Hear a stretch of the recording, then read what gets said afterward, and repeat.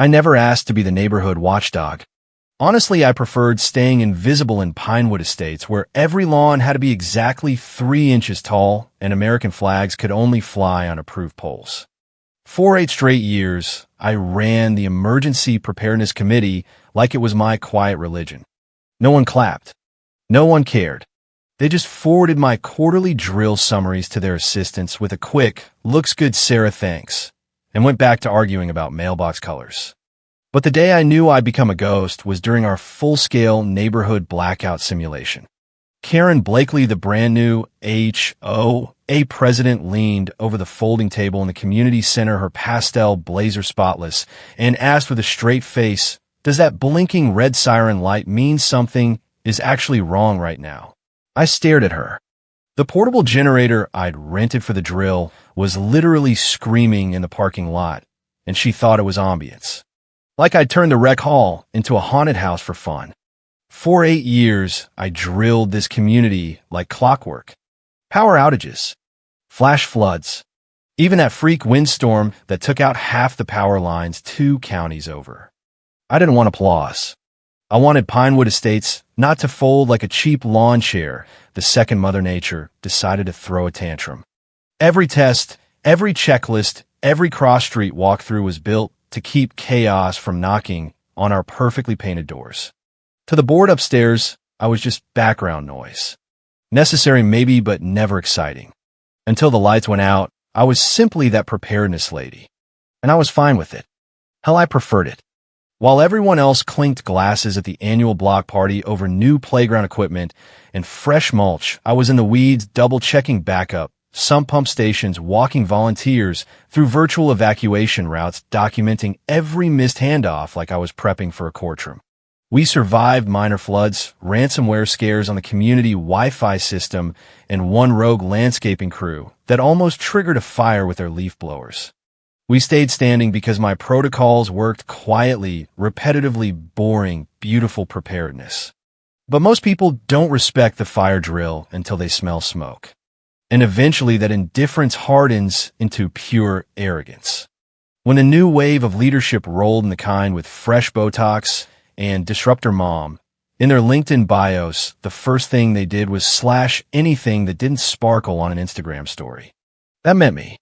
By the way, if you're still listening and you love stories where quiet work explodes into loud consequences, do me a favor and hit that like button plus subscribe. 97% of you haven't yet, and it really helps the channel keep dropping these HOA nightmares. All right, back to the storm before the actual storm. I remember the exact Tuesday it started. A bland corporate-style email hit every resident's inbox. Please welcome Karen Blakely as our new HOA president, focusing on visual harmony and modern community storytelling. Sounded harmless enough. Within days, the woman was in meetings talking about curb appeal synergy and operational aesthetics like our streets were a magazine spread instead of a place people actually lived. She ordered matte white shutters for every single house because exposed color distracts the eye from neighborhood unity. I kid you not. She showed up to one of my drills exactly 15 minutes in while I was walking through evacuation priority tiers. She leaned back, crossed her arms, and said, "This feels like theater, Sarah. Are you sure we need all this formality for a hypothetical rainstorm?" I froze mid-slide. The volunteers all looked at their shoes. I kept my voice steady. "It's only hypothetical, Karen, until the water hits the basements." She chuckled like I'd told a cute joke. "Right, well, carry on, dear." That was the first crack. I felt it splinter right through the room. Within a month, she'd reassigned half my volunteer team, told them they were being repurposed to real-time value streams, whatever that meant. The budget line for our off-site emergency supply, cash, got flagged as legacy redundancy. My renewal request for backup generators suddenly went under review, which in HOA speak meant dead in the water. But I kept working. I kept drilling. I kept documenting. Because if there's one thing I've learned in this suburban circus, it's that when the lights go out, nobody remembers the woman with the buzzwords. They remember the one who printed the checklist that saved their flooded furniture. Karen Blakely strutted into the monthly board meeting like a woman who'd just discovered emergency preparedness on a mommy blog TED Talk and decided she knew more than the rest of us combined.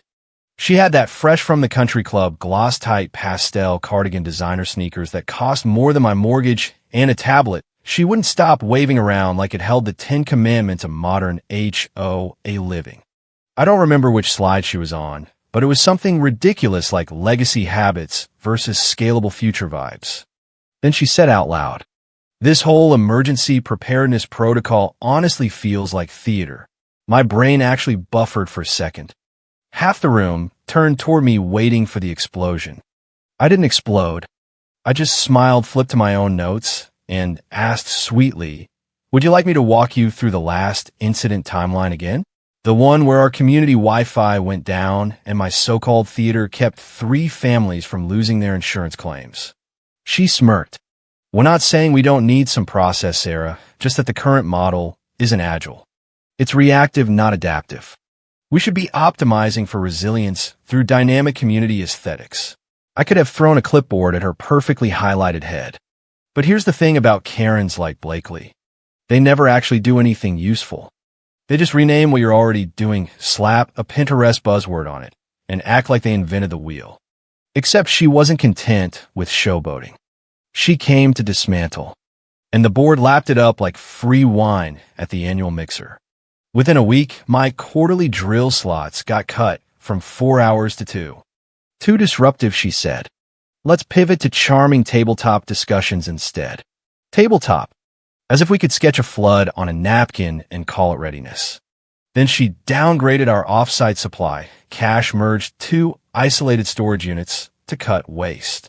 I warned her about dependency loops.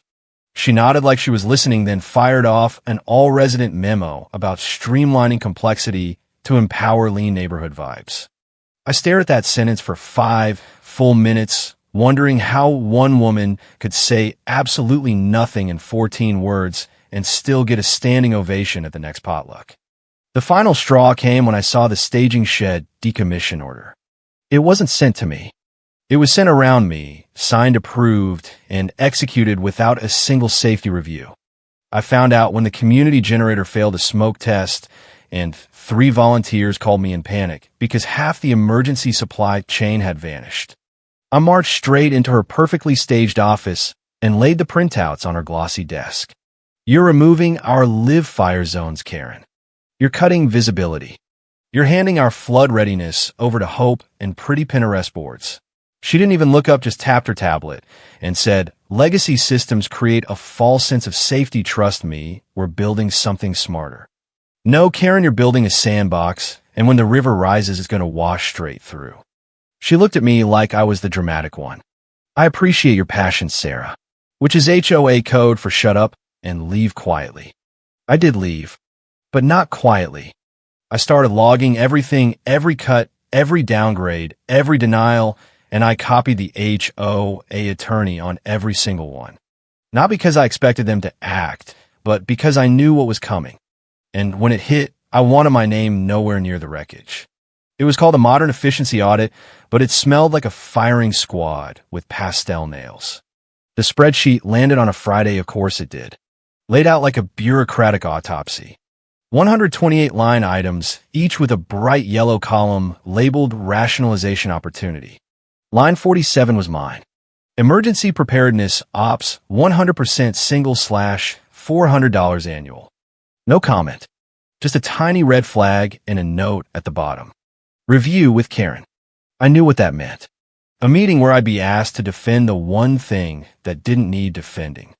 As if keeping families dry during a flood was some frivolous luxury like extra pool towels or ergonomic porch swings. We were in a flood zone. We had regulated insurance riders. And they wanted to cut the only thing standing between us and viral neighborhood disaster footage. I showed up early, folder in hand, every successful drill, every compliance note, every incident we'd quietly dodged. Karen was late. Walked in with a green smoothie and her tablet like she was about to lead a yoga flow, not gut actual safety. She pulled up my section and said, "So line 47. Walk me through it." I did, clearly professionally. I even dumbed down the jargon so she wouldn't feel threatened.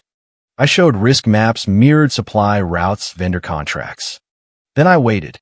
She scrolled, barely listening, and said, "Yeah, but like if we just used full cloud alerts, wouldn't that be simpler?" I stared. We run hybrid systems. Some things still require physical off-site backups, mandated by our insurance. You can't cloud a sump pump when the power's out for 3 days. She shrugged. That's legacy thinking, Sarah. Everything's virtual now. This woman had just reduced 8 years of safeguards to a slogan you'd find on a cheap motivational mug. I pushed the folder toward her. Page 12 outlines why offsite storage is non-negotiable for zones B and F. If you cut these, you introduce a 19-hour cold start risk, not just a gap, an actual blackout. She tapped her acrylic nails. Maybe we're over-engineering for risk that's statistically improbable. Statistically improbable like flash floods or neighbor idiocy or both. Still, I knew it was over. Not officially, but spiritually. The moment she said that, I felt the clock start ticking. I was a relic, a cautionary tale in waiting. So I did what I always do when the ground shakes. I got to work. I scheduled one last emergency drill, just one. Kept it off the main calendar, ran it quietly like a ghost operation. Just me and one loyal junior volunteer who still believed in actual infrastructure the way I used to believe in HOA leadership. We ran the scenario. Upstream river surge service interruption across 3 zones, live switchover under constrained conditions. It was rough. Everything took longer. Resources weren't there. The offsite cache had already been retired thanks to Karen's budget cleansing, which meant we failed Tier 3 recovery outright. I documented it all line by line. Delay times, missed handoffs, absent redundancies. No sugarcoating. The system we once called resilient was now fragile, and it was only going to get worse. When I filed the report, I added a postscript in bold on the final page. Critical risk introduced by cancellation of offsite supply, node authorized by K. Blakely reference 6 to 12. Then I copied the HOA attorney compliance risk and the insurance liaison. If I was being erased, I wanted my handwriting on the tombstone. And as I walked out of the community storage shed that night, I paused and looked at the silent shelves, lights, blinking fans, humming, everything pretending to be fine. They always pretend until the water comes. There's a strange kind of stillness in an empty emergency shed when you're running a drill alone. The hum of the backup generator echoes louder. The blinking indicator lights seem to judge you. Every keystroke feels like a whisper in a cathedral no one visits anymore. And yet there, I was, clipboard in hand, badge still dangling from my belt, like it meant something, running what I knew was the last full-scale exercise I'd ever conduct at Pinewood Estates. The downsizing had gutted my volunteer team, quietly, methodically, just enough to weaken us without triggering alarm bells. One got reassigned to curb appeal alignment, whatever the hell that meant. Another was reabsorbed into garden club duty. The last, my right-hand volunteer, Elijah, was quietly let go after Karen decided one preparedness lead should be enough in an automated world. So I ran alone. It started at 6:30 a.m. on a Thursday. No one in the office yet, just me, a thermos of stale coffee, and a digital trigger that simulated upstream river corruption. From there, the cascade was predictable, but worse than I'd feared. The redundant path dead. No heartbeat response. The mirror cache gone. The vendor for that node had flagged the contract as lapsed 3 weeks prior thanks to Karen's cleansing. File recovery took 11 minutes longer than baseline. Not a single automated alert made it to the neighborhood Slack fallback. One internal script triggered a loop that inflated generator load past 92% before throttling finally kicked in, and the so-called cloud-first alert system Karen Champion installed twice, trying to handshake with a now decommissioned access token. I log all. Failure point number 4, delayed service restart due to manual certificate retrieval after automated cache flush failed. Failure point number 7, data routing loop traced to collapsed priority logic in removed load balancer. Failure point number 11, no visibility in layer 3 route table following tier 2 loss. Estimated blackout window, 28 minutes. But the worst line, the one I highlighted, boxed in red, and underlined twice, was risk increase due to halted renewal of offsite supply node originally authorized, undersigned, directed by K. Blakely 6C. That wasn't a note. That was insurance. The kind you sharpen. By 10:15 a.m., I'd finalized the report. No fluff, no bullet-pointed optimism, just the unvarnished failure map of what used to be a hardened recovery framework, now eroded by buzzwords and ego. I exported it to PDF, triple-checked the timestamps, and submitted it via formal routing to compliance, legal, and the insurance carrier.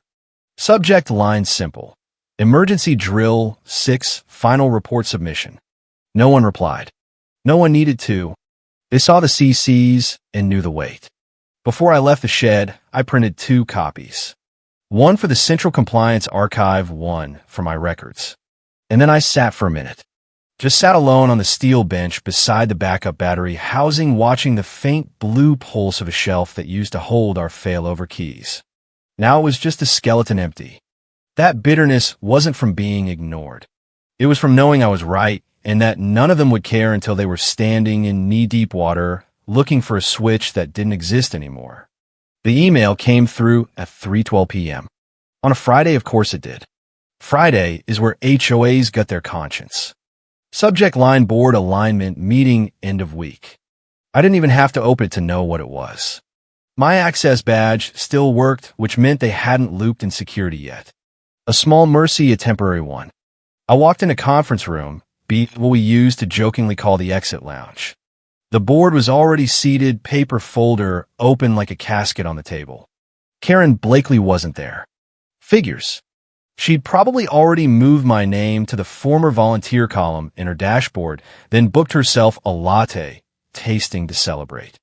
The secretary read the script like she was trying to beat a personal best. Due to ongoing restructuring aligned with strategic operational efficiency, your role has been evaluated and deemed redundant. Your last day is effective immediately. I nodded. No questions, no fight. That was the dignity they didn't expect. She slid a single sheet across the table. Separation agreement summary. And waited like I might burst into tears. I didn't.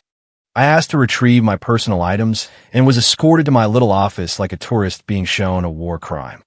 My plants were dry. My inbox was full. One sticky note on my monitor read, "Thanks for always having the real answers, E." I took that one with me.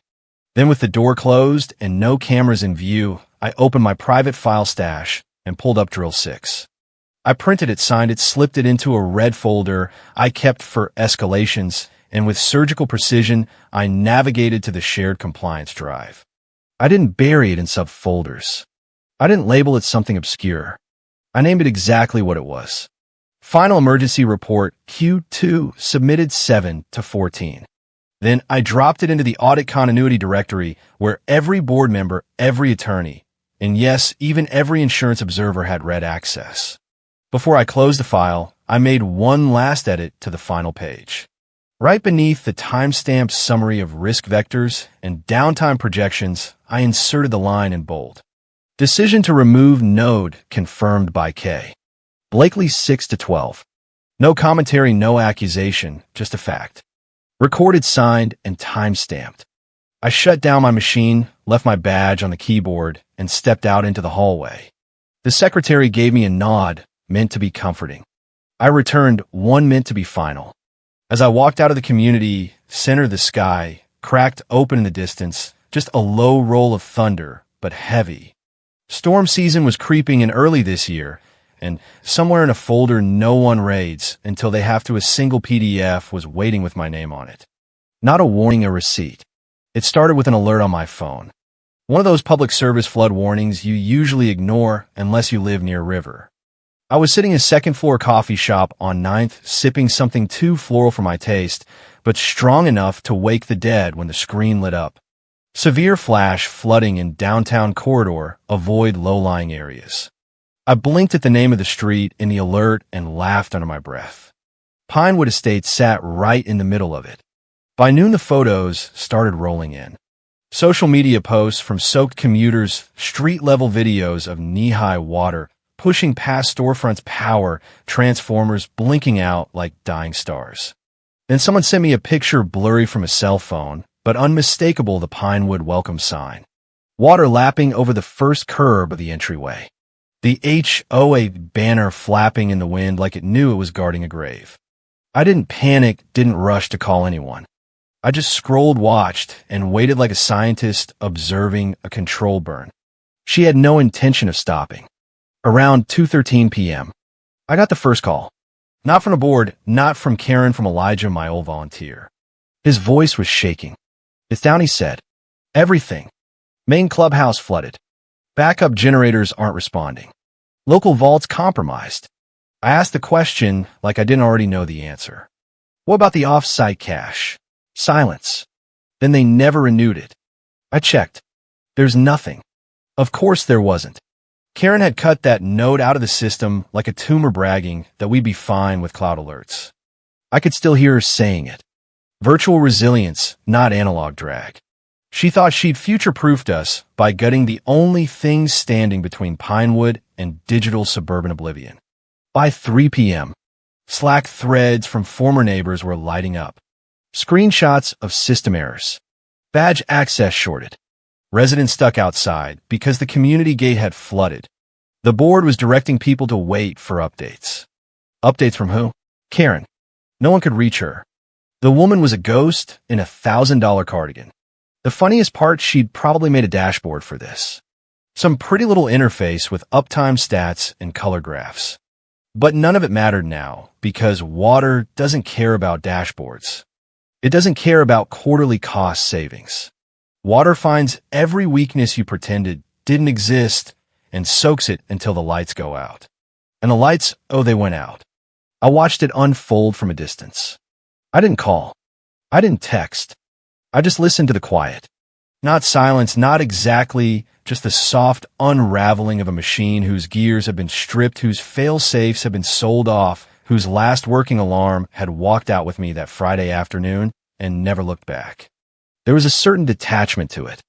Not joy, not schadenfreude, just inevitability. Like watching a bridge collapse after someone said, "Don't worry, we don't need that support beam." They had all the data they needed, the warnings, the documentation, the signatures, and when the rain came, all that theater Karen sneered to turn into the only script that could have saved them. Too bad, no one bothered to rehearse. I was elbow deep in a new client onboarding flow when my phone buzzed. Elijah again, this time with just 5 words. "They're here. Insurance is livid." I didn't have to ask who they were. Pinewood's policy provider, the big one, the only reason anyone ever greenlit my continuity budget in the first place. Apparently, they'd sent a risk assessment team straight to the office less than 48 hours after the flood, not just to assess physical damage, but to verify that continuity standards have been upheld under the terms of the coverage agreement. Elijah filled in the rest over text. Insurers asked for the latest emergency validation report, something signed, timestamped, showing that drills have been actively maintained post-policy renewal. Karen, Blakely smug, as ever according to Elijah, walked them into the third-floor compliance archive, pulled a red folder from the shared drive, and printed it without so much as a glance. That was her first mistake. They sat down in the big conference room. Legal joined via Zoom. The facilities director showed up late, still soaked from wading through the waterlogged main floor earlier that week. Karen handed over the file like she was passing out candy. Elijah said she even smiled when she slid it across the table, muttering something about well-documented protocols. Then the insurer's rep opened it. Page 1, drill summary. Page 2, incident response flow. Page 3, failure timelines. It was clean, detailed, better than what they were probably used to. Then they reached the end. Elijah said the room shifted. Not exploded, shifted. That deadly slow inhale of professionals realizing something had gone deeply, irrevocably wrong. Because there was final page, my signature, dated 6 weeks before I was terminated. Right beneath it, in bold, decision to remove node, confirmed by K. Blakely 6 to 12. You could have heard the HVAC system coughing. The insurer's rep tapped the paper, leaned back, and asked a single question. Were any tests conducted after this? Karen blinked, looked at the facility's director, looked at the wall. The board secretary stammered something about restructuring and resource alignment. The legal Zoom camera cut out. Or maybe someone killed the feed. Elijah, said. Karen opened her mouth, but said nothing. Just stared like the words had gotten stuck in the back of her throat somewhere between optimized and strategic. Meanwhile, I sat in my new office 4 floors above a coffee shop that never floods, watching the city dry out and waiting. Not for vengeance, not for validation, for the silence. The silence that always comes when the paperwork finally speaks louder than the politics. Because that folder, that wasn't just a report. It was a mirror. And Karen, she finally saw who was staring back. The email thread hit my inbox at 6:42 p.m.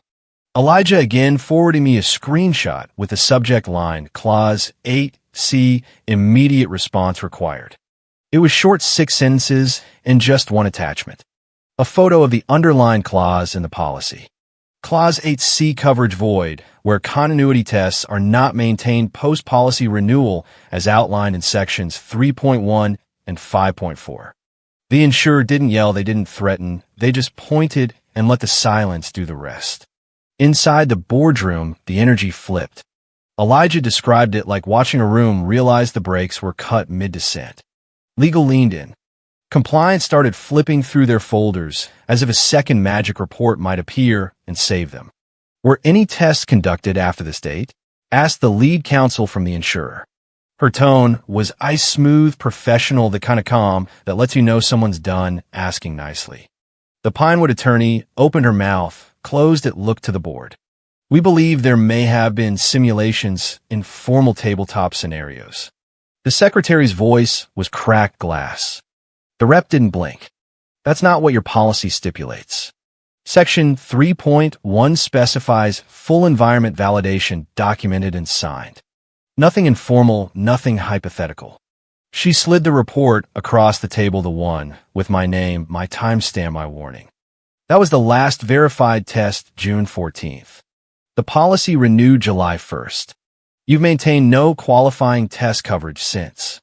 Per Clause 8C, coverage is rescinded. Karen, according to Elijah, went ghost white, like someone had unplugged her from her own fantasy. She reached for the report like she could change it by touching it. Mumbled something about data validation layers and pending transitions. No one listened. She wasn't the loudest person in the room anymore. The insurer stood, packed their folders, and ended the meeting with surgical politeness. We'll follow up in writing. I advise you notify your board immediately. And just like that, they were gone. No door slam, no dramatic exit, just a vacuum where certainty used to be. I read Elijah's messages in my living room. No wine, no celebration, just me, a lukewarm bowl of noodles, and the slow, bone-deep feeling of every overlooked hour, every redacted budget line, every patronizing, let's simplify this, finally landing where it belonged on their ledgers, not mine. There's a kind of power in saying nothing, letting the documents speak, letting time do what your arguments never could. They'd erase my title, but not my footprint.